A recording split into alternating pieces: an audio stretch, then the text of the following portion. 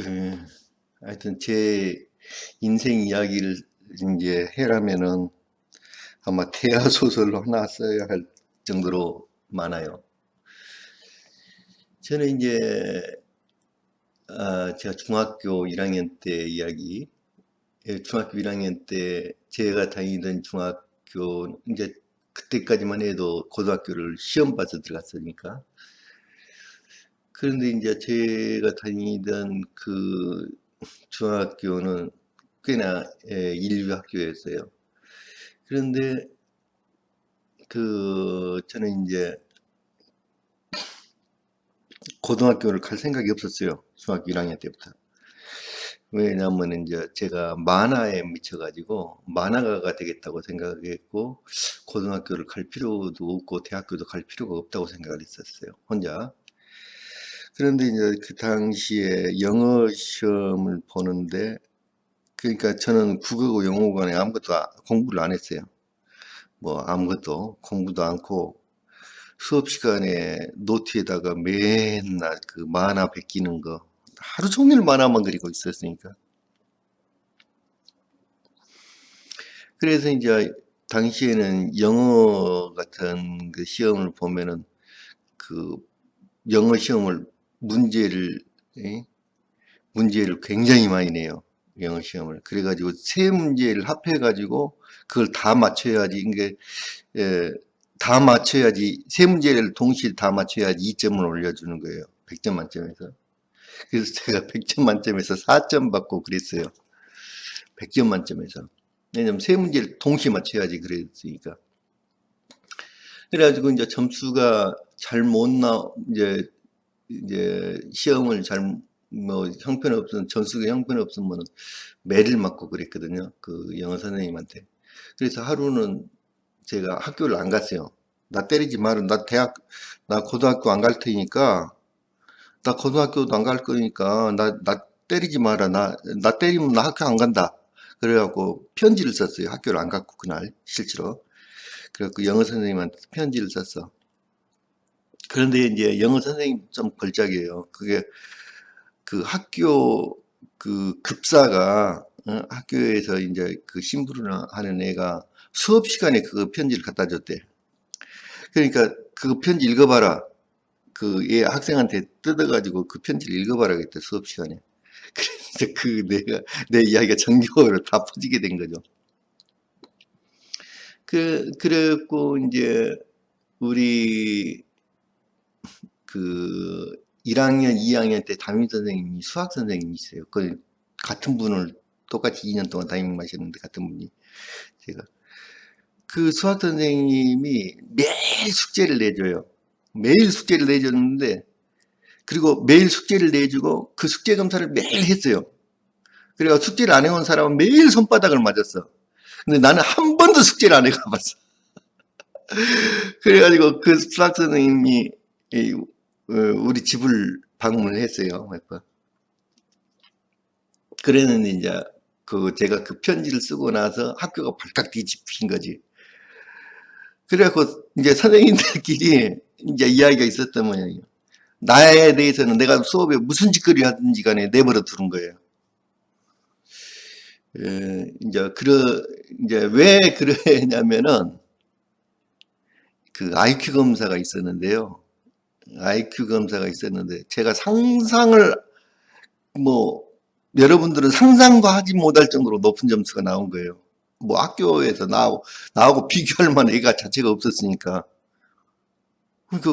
그러니까 선생님들이 나를 어떻게 처리를 할 줄 몰랐던 거죠. 당황한 거예요, 너무나. 하여튼, 그랬었어요. 그리고 이제, 그리고 나서 이제 제가 10월 달에, 3학년 10월 달에 3학년 10월 달에 학교를 그만두고는 그, 가출을 해가지고 만화 그린다고 서울로 가버려요, 제가요. 만화 그린다고. 그래서 거기 우리 이제 그 1, 2학년 때 담임했던 그 선생님 도움으로 제가 졸업장을 따게 됐어요. 저는 학교는 안 나갔고. 하여튼 그런데 그래갖고 만화를 뭐 파란만장하게 살았죠. 하여튼 그래서 이제 너무 많이 굶어가지고 밥을 못 먹어가지고 아무것도 못 먹어가지고 제가 몸무게가 그때 1m 70, 키는 1m 70인데 몸무게가 43kg였어요. 제가 만화를 그릴 때 굉장히. 그런데 이제 내가 처음에는 행당동에서 다른 사람 밑에 이제 들어갔는데 그 밥도 안 주는 조건으로 그냥 가서 서비스만 해주는 조건으로, 왜냐하면 그 당시에는 그런 사람이 많았어요. 만화가. 그래가지고 이제 거기서 밑에서 일을 하고 있는데 그 만화를 하청받는 선생님이 또 나왔어요. 이제 오셨어요. 그 만화가 하청을 받아서 이제 그림을 그려주는. 근데 그분을 이제 따라간 그분이 같이 가자고 해갖고 그분 집을 따라간 곳이 지금 거여동이었어요. 거여동, 저 남한 선생님 밑에 공수부대, 상공수부대 자리였어요. 거기가. 사람 사는 집이 아니죠. 그냥. 가구는 아무것도 없었고. 그래서 이제 거기 아파트처럼 흙담집으로 쭉 길게 지었는데, 거기가 누구가 사냐면은 전부 다 그 넝마주, 엿장수, 이렇게 뭐 고물장사, 막 정말로 사회에서 비참한 사람들만 사는 거예요. 거기서 살다가 그분이 아들이 둘이 있었는데 결국엔 너무너무 생활이 힘드니까 아들 한 명을 고아원에 보내버려요, 자기 아들을. 근데 저는 이제 방이 그 단칸방밖에 없으니까 뭐 가구도 아무것도 없고 단칸방에서 6명이 같이 살았던 거예요. 저는 남이고. 저하고 한 6명이 같이 살았는데 제 나이보다 1살 위인 누나가 있었는데 제가 나이를 속였어요, 2살을. 그래갖고 거꾸로 내가 오빠가 돼서 그 사람 그 여자 이제 처제가 있었어요. 그랬는데 그 여자까지 해가지고 6명이 한 방에서 산 거예요. 전혀 남이죠, 나는. 그러다가 너무너무 힘들어가지고 과원을 보내면서 저한테 애원을 하더라고. 제발 좀 다른 사람 소개시켜 주니까 가라. 그래가지고 이제 다른 분이 와가지고 저를 데리고 갔는데 제가 이제 성남시 상대원동으로 갔어요. 뭐 그 자세한 이야기는 뭐 하자면 한이 없고 그게 상대원동에서 가는데 제가 이제 어느 날 눈을 딱 떠보니까 그 상대원동에서 계시던 그 만화가 선생님이 그 돈이 너무 없으니까 외상으로 쌀하고 뭐 연탄이라든지 이런 것들을 동네에서 사 먹었어요. 근데 그걸 갚을 길이 없으니까 밤에 도망을 가버린 거예요. 나를 놔두고. 제가 어디 갈 데가 없잖아요. 그래서 할 수 없이 집으로 들어왔어요. 어디 갈 데가 없어갖고. 그때가 한 5월 달쯤이었는데, 그러니까 1년 반을 제가 이제 서울에서 이렇게 만화를 그리다가 이제 와가지고 고등학교를 이제 6월 달에 입학을 했어요. 1학년으로. 야간고등학교를 입학을 했죠. 6월 달에 입학을 했는데 그 야간고등학교가 정말 정말 경제적으로도 어렵고 뭐 공부도 아무것도 뭐 중학교 1학년 실력도 안 되는 사람들이 학교를 다니는 거예요. 실력으로 따지면 대부분 그랬어요. 그래서 이제 저는 어떠한 꿈도 없고 고등학교 때 이제 1학년 때부터 이제 미술부 활동을 하긴 했는데 뭐 대학을 가는 거는 엄두도 안 냈고 그렇다고 해서 미래가 있는 것도 아니고 그냥 살아가고 있었는데 고등학교 2학년 여름방학 때였을 거예요. 아마 고등학교 2학년 여름방학 때 제가 자화상을 그리게 돼요. 유화로 그렸는데 그 당시 제가 자화상을 그리면서 그 자화상 한 점이 제 인생을 바꿔버린 거예요. 사실은요, 인생. 야, 그래서 여러분들에게 제가 미술을 전공을 하든 안 하든 간에 자화상을 한번 꼭 그려보시라고 하고 권하고 싶어요. 오늘 그래서 자화상 이야기를 꺼냈는데 정말 대단한 거예요. 자화상 그려보세요. 그 자화상을 하루 만에 끝낸 건 아니고 며칠 동안을 이제 그렸던 것 같아요. 근데 그 그림은 없어요, 현재. 그리고 기억도 안 나고 어떤 것이었는지 고등학교 때 그린 거라서.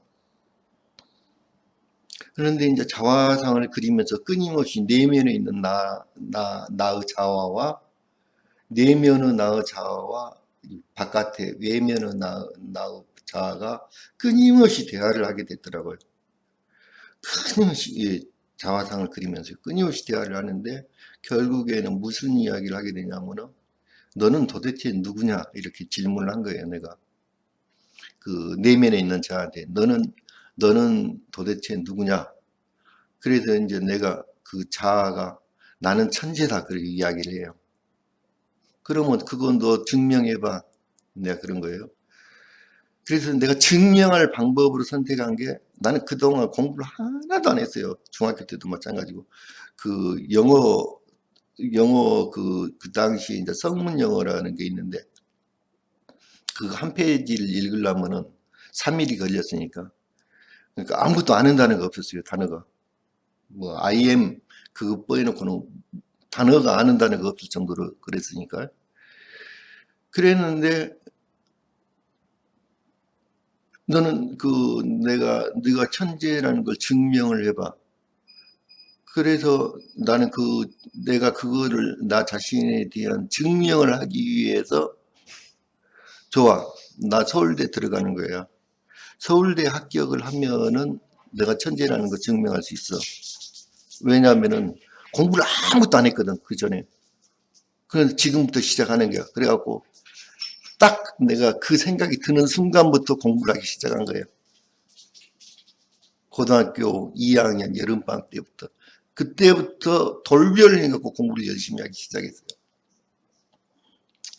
그래가지고 목표를 서울대를 정해. 그러니까 내가 미래를 위해서 가는 게 아니라 나한테 내가 어떤 사람이라는 것을 나 스스로에게 증명하기 위해서 공부를 했던 거예요. 그래갖고 이제 고등학교 3학년 여기 입시 시험을 보러 가가지고 떨어졌죠, 당연히. 대학을 떨어졌어요, 내가 미래 시험을 봤다가.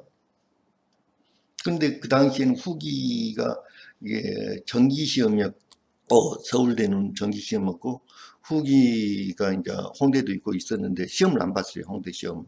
왜냐하면 아무런 의미가 없었거든요. 나는 대학을 가는 게 목표가 아니라 내가 그 천재라는 거를 그 스스로 증명하기 위해서 그랬으니까. 그런데 저는 아까 내가 그 천재라는 생각을 사실은 그 전부터 했었고, 뭐 중학교 때부터도 했었어요. 그래가지고 언젠가는 내가 세계에서 아주 유명한 사람이 될 거다. 그래서 정말 지금 웃기는 이야기지만 나는 그때 언젠가는 내가 자서전을 쓸 거라고 생각을 했어요. 그래서 야, 자서전 준비를 해야겠다. 그래갖고 중학교 1학년 때부터 일기를 쓴 거예요. 근데 이제 지금 그 일기가 다 없어졌어요. 잊어먹었어. 그리고 지금 고등학교 때도 마찬가지로 일기가 아니고 고등학교 때는 내가 소설을 조금 썼었거든요. 고등학교 1학년 때부터 단편 소설을 쭉 발표를 하고 했어요. 그런데 이제 소설식으로 해가지고 그 고등학교 생활을 그 원고지 엄청난 분량으로 썼던 거예요. 그것도 다 잊어먹었는데 지금. 그래서 언젠가는 내가 자서전을 쓸 거다 생각을 했고 사실은 거기 여기 유튜브 이거 지금 이걸 한 가장 큰 이유는 내가 자서전을 쓰고 싶었는데 자서전을 쓰면 아무도 나를 뭐 책이 안 팔릴 것 같아. 그래서 아이고 이걸로 차라리 자서전 대신에 이렇게 내가 중간중간에 내 이야기를 하자 이렇게 해가지고 이걸 하게 된 거예요. 사실은. 그래 가지고 이제 그 후로 이야기는 나는 군대를 갔다 이제 고등학교 떨어지고 나서 이제 사회생활 그러니까 공장에 가서 일을 했던 한 2년 동안 공장 생활을 했는데 뭐 정말 여러분들은 상상치도 못한 인생을 살았으니까 공장에서 아니 그러다가 이제 군대 3년을 갔다 오고 하여튼 그리고 다시 공부를 해가지고 이제 그 서울대 시험을 본 거예요. 그래서 합격을 한 거예요. 그래서 학교를 다니게 됐고 나는 4년 장학생이었거든요. 그래서 학비를 한 번도 안 내봤어요. 그렇게 이제 다닌 거예요. 근데 이제 요건 대학교 1학년 때 82년도였어요. 82년도에 이제 제가 입학을 했거든요. 그래갖고 대학교 1학년 때 이제 자화상이에요. 목탄으로 자화상. 저는 이제 자화상을 자주 그리는 편이었어요. 그냥 뭐 4명과 대화 그거 하는데 자화상 좀 좋은 거 없어요. 정말 자화상은 좋아요. 여러분들 자화상을 자주 그려보기 바랍니다. 아주 좋은 거예요, 자화상은. 그런데 이제 요거는 그 어디에다 그린 거냐면 우리 그 요 무늬 보이죠, 이런 게. 이런 무늬 보이죠, 이런 게. 요 무늬가 뭐냐면요, 그 스케치북 보면은 겉표지 있잖아요. 겉표지에 이렇게 울퉁불퉁한 엠보싱이 되어 있는 이런 겉표지 있어요. 거기다 그린 거예요. 그리고 뭐 종이가 없어서가 아니라 그런 효과들을 나타내기 위해 뭔가 내가 표현하는 표현 효과들. 그러니까 저는 상당히 표현주의에 가까워요. 83년도라고 써졌잖아요. 학교 수업 시간에 그린 거예요. 요거는 이제 제 사진을 보고 사진을 이렇게 이러한 방법으로 이렇게 약간 휘게 만드는 거예요. 사진을. 그래갖고 위아래로 끼게 늘렸어요. 그래서 내가 표현하고 싶은 어떤 저는 굉장히 표현주적인 성향이 강하니까. 음. 그래서 이제 요거는 83년도의 그림이고, 요거는 피카소 자화상이에요. 피카소 자화상이잖아요. 요거는 제가 유화를 그린 건데, 여기 아까 피카소 그림과 제 유화를 이렇게 믹서를 해가지고 작품 만들었어요. 너무 자연스럽지 않아요? 요 때는 93년도 작품이에요. 아, 요 유화를 그린 때는 93년도고 이렇게 여기 믹서를 한 거는 2002년도 작품이네요. 이렇게 믹서를 해갖고 여기다 그린 거는. 그러니까 패러디라고 하면 패러디일 수도 있는데, 제가 저 강의는 쭉 연결되어 있어요. 그러니까 거기 전번 시간에 하다가 내가 이제 못다한 이야기는 여기서 또 하고 그래야 되거든요. 그래서 전번 시간에 제가 그 조각이 한쪽 면만을 이렇게 보여주는 존재 양식 그 이야기를 했잖아요. 그 예술은 공통점이 딱 하나가 있어요. 모든 예술이란 거는 공통점이 딱 하나가 있는데 물론 공통점이 많지만 그 중에서 대표적인 공통점이 뭐냐면 경제성 원칙이라는 게 있어요. 그러니까 최소 투자에 최대의 효과를 내는 거, 그게 바로 경제성 원칙이에요. 그런데 요게 만약에 우리가 디지털 시대가 아니었다면 이런 작품 안 했을지도 몰라요. 이거는 그 여기 피카소 이 그림을 피카소 자화상이라는 이 그림을 컴퓨터에서 디지털 파일에서 1초도 안 걸리게 복사해 가지고 붙여넣기가 한번 이렇게 옮겨올 수가 있어요. 1초도 안 걸리는 거예요. 근데 제가 이거를 실제로 그림을 그렸다고 하면은 이건 굉장히 많은 시간이 걸리고 에너지를 낭비를 하게 되죠. 그래서 모든 예술은요, 경제성 원칙을 따라가는 거예요. 모든 예술은 그래요. 모든 예술의 목표는 경제성이에요, 경제성. 그래서 구태여 옆면을 표현하지 않아도 앞면 한 면만으로 보여줄 수 있음을 옆면을 생략하는 거예요. 그것은 경제성 원칙 때문에 그래요. 그래서 여기 그 요 몸은 여기서 사실은 내가 그리려고 한 거는 이거예요. 내 얼굴이 실제로 내가 그린 건 이것밖에 없고, 그런데 이 몸은 피카소 것을 빌려 옴으로 해가지고 마치 이미 유명한 거니까 그걸 빌려 오는 거죠. 피카소를. 그래서 내가 후광을 얻게 되는 거죠.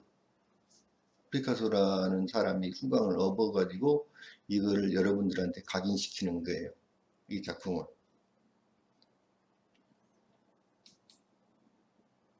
요거는 에곤 실레잖아요. 이제 물론 에곤 실레나 피카소나 제가 아주 좋아하는 작가들이에요.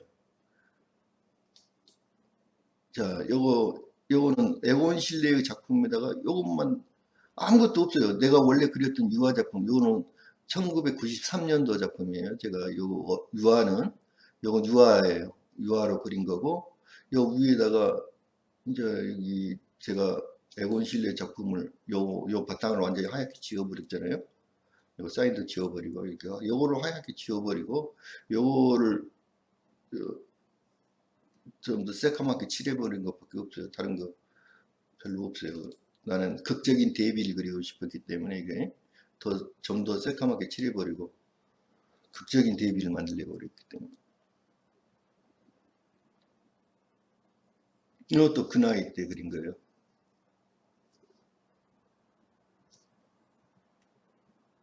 음.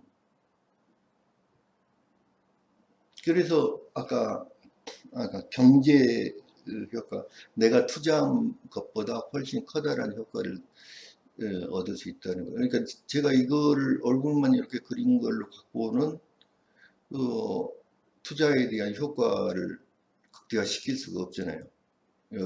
유명한 사람 작품을 끌고 들어와 가지고 이 사람보다 더 좋으면 되니까 간단한 거예요.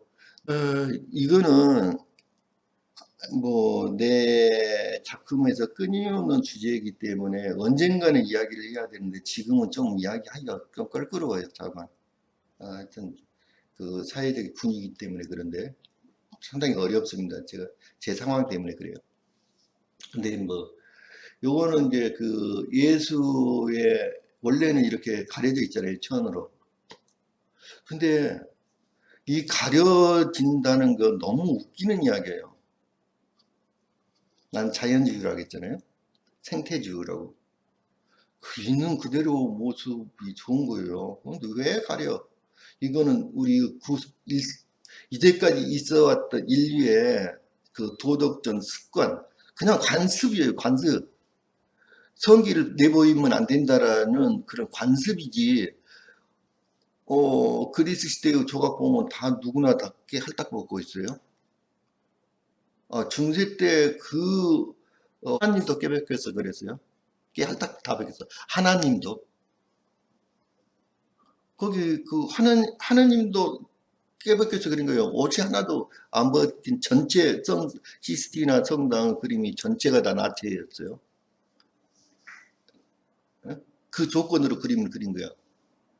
그러니까 원래 그렇게 다 그려졌던 거예요. 그게 전체가 다 나체예요. 근데 왜 이거를 가려야 돼? 나 그게 이상한 거예요.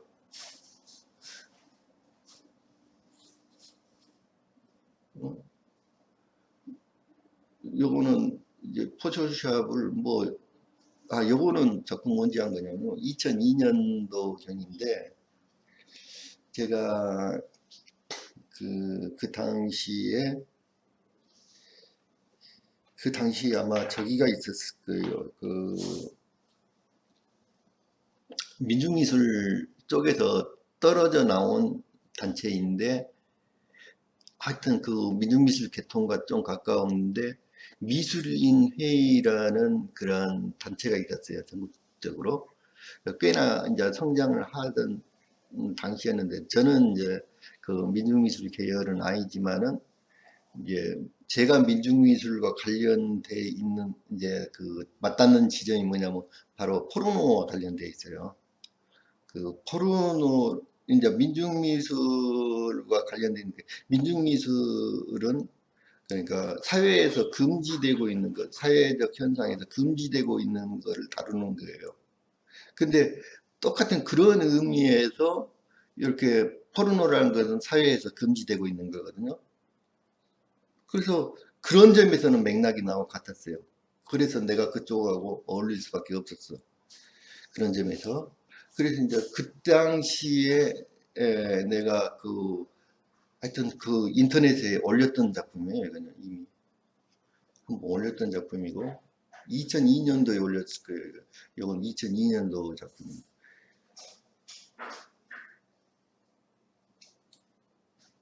이건 에곤 실레 거예요. 나는 이런 작품을 굉장히 좋아해요. 에곤 실레의 작품 중에서. 아, 이거는 대단히 좋은 작품이에요. 내가 보기에는. 나는 이야기 했잖아요. 동양적인 걸 좋아한다고. 이거는 마치 서해의 선 같죠? 이렇게 힘찬 선이죠. 이렇게 동양화의 가장 큰 목적은 이렇게 기운생동이에요. 기운생동. 힘찬 선. 동양화는 선이에요. 무조건. 선, 동양화에서는 색을 그렇게 중요시하지 생각하지 않아요. 색은 천박한 거야, 색은. 동양화에서는. 왜냐하면 정신을 그리려고 했기 때문에 그런 거예요. 그래서 동양화는 무조건 흑백이고, 그래서 저는 이게 흑백을 굉장히 좋아해요. 그래서 드로잉을 훨씬 좋아해요. 칼라는 임팩트가 훨씬 떨어져요. 그러니까 뭐, 똑같은 사람의 자화상이에요. 에곤 실레 그 자화상인데, 여기 칼라가 들어감으로 해서 훨씬 임팩트가 떨어지고 있어요. 이게 훨씬 강력해요. 그래서 칼라는 칼라대로 뭐 따로 장점을 이야기해야 하지만은 흑백이 주는 임팩트 대단한 거예요. 이 라인들 한 번에 그려버린 것들, 이 라인들, 이런 라인들 대단히 좋아요.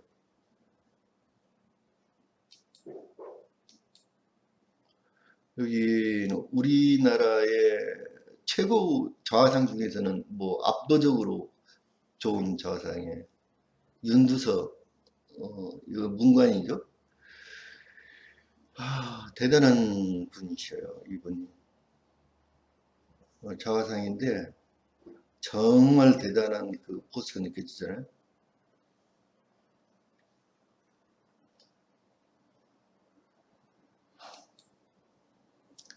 아, 이것도 아주 좋아하는 작품 중에 하나예요. 저는 흑백을 좋아하기 때문에. 왜냐하면 이거를 칼라로 그리면요, 이렇게 깊은 정신성이 느껴지질 않을 거예요. 요거는 그 눈밑을 아주 이렇게 어둡게 처리했잖아요, 이렇게. 눈밑을.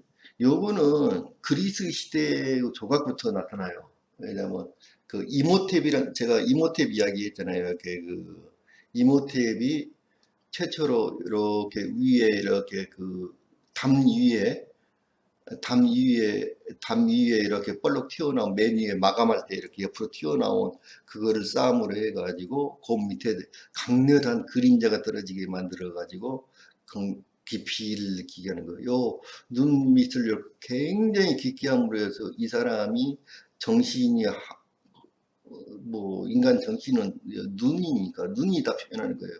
근데 눈을 이렇게 깊게 그림자를 때림으로 해가지고 굉장히 깊은 내면을 보여주고 있어요. 아, 이거 대단한 작품이에요. 아주 좋은 작품이에요.